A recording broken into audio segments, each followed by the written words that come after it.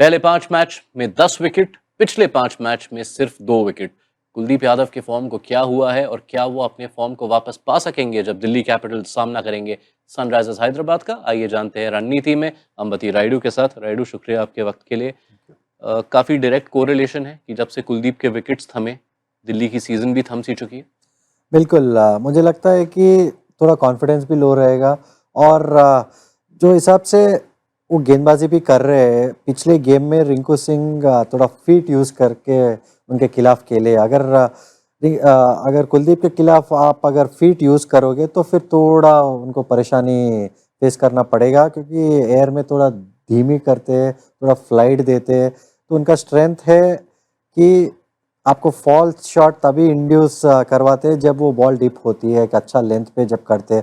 तो हाँ, थोड़ा निराशाजनक रहा है उनका पिछले 5 गेम, बट वो कंडीशंस में भी जिधर डाल रहे हैं दिल्ली में, तो उनको वो उछाल नहीं मिलेगी जितना वो एक्चुअली वो चाहते हैं, और उछाल के साथ वो जनरली बहुत विकेट चटकाते हैं। तो मुझे लगता है कि वो भी एक कारण हो सकता है। ये आंकड़ा जब हम डायरेक्टली पढ़ते हैं कि विकेट्स इतने कम हो गए, तो बाहर से ऐसा लग सकता है कि अच्छा, शायद बल्लेबाज अब डिफेंसिवली खेल रहे हैं, कुलदीप के ओवर्स निकाले जा रहे हैं बिना किसी डैमेज के। लेकिन एक्चुअली जो अग्रेसिव इंटेंट रहा है बल्लेबाजों का, वो लगभग सेम है पिछले पहले 5 मैच में और पिछले 5 मैच में।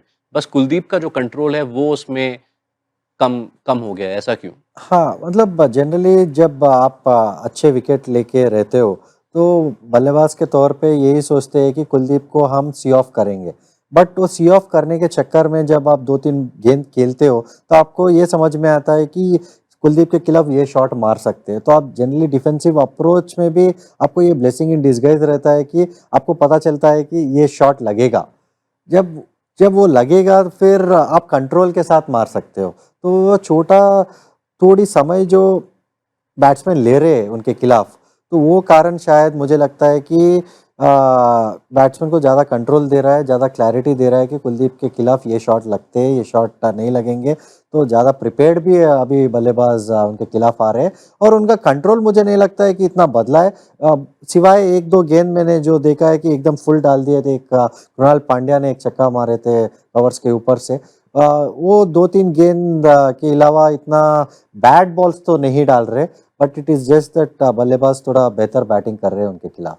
इस मैच में कुलदीप के लिए फायदेमंद रहेगा अगर वो सनराइजर्स के 2 ओपनर्स जल्दी आउट हो गए, क्योंकि मिडिल ऑर्डर का फॉर्म देखते हुए मे बी सनराइजर्स के मिडिल ऑर्डर के सामने अगर कुलदीप आएंगे तो कुछ विकेट्स उन्हें मिल सकते हैं। बिल्कुल मिल सकते हैं, और मुझे लगता है पावर प्ले में भी हेड के खिलाफ अगर स्टार्क उनको आउट नहीं करेंगे तो कुलदीप को डलवाना चाहिए, क्योंकि वो गुगली से वो राचिन रविंद्रा को बोल्ड किए थे फाइनल्स में। फिर बाद में आईपीएल में भी हमने वो गुगली के साथ जो लेफ्ट हैंडर्स को आउट करते हुए हम देखे। वो शायद हेड के खिलाफ भी काम में आ सकता है। तो कुलदीप को 1 ओवर बनता है पावर प्ले में, अगर हेड आउट आउट नहीं हुए तो। आपने हेड की बात की, लेकिन अभिषेक और कुलदीप है एक प्रॉपर स्पाइसी मैचअप, क्योंकि 13 गेंद 38 रन और 2 विकेट। तो कुलदीप को भी सफलता मिली है, अभिषेक ने रन भी बहुत मारे हैं। ये बहुत इंटरेस्टिंग एनकाउंटर है। दोनों अटैकिंग है अपने अंदाज में। कुलदीप विकेट लेने के लिए बॉलिंग करते हैं, और अभिषेक तो अ, मतलब खड़े रहते ही बाउंड्री या 6 मारने के लिए। बट अभिषेक का एक कमी है कुलदीप के सामने, मुझे लगता है कि फीट यूज़ नहीं करते, क्योंकि जनरली खड़ा रह के छक्का मारना पसंद करते हैं। तो वो कुलदीप के फेवर में जा सकता है, क्योंकि वो उनको आउटसाइड दी ऑस्टम फ्लाइट दे के ललचा के थोड़ा उनसे दूर गेंद रख सकते हैं। तो फिर उस पे अभिषेक शायद फंसेंगे।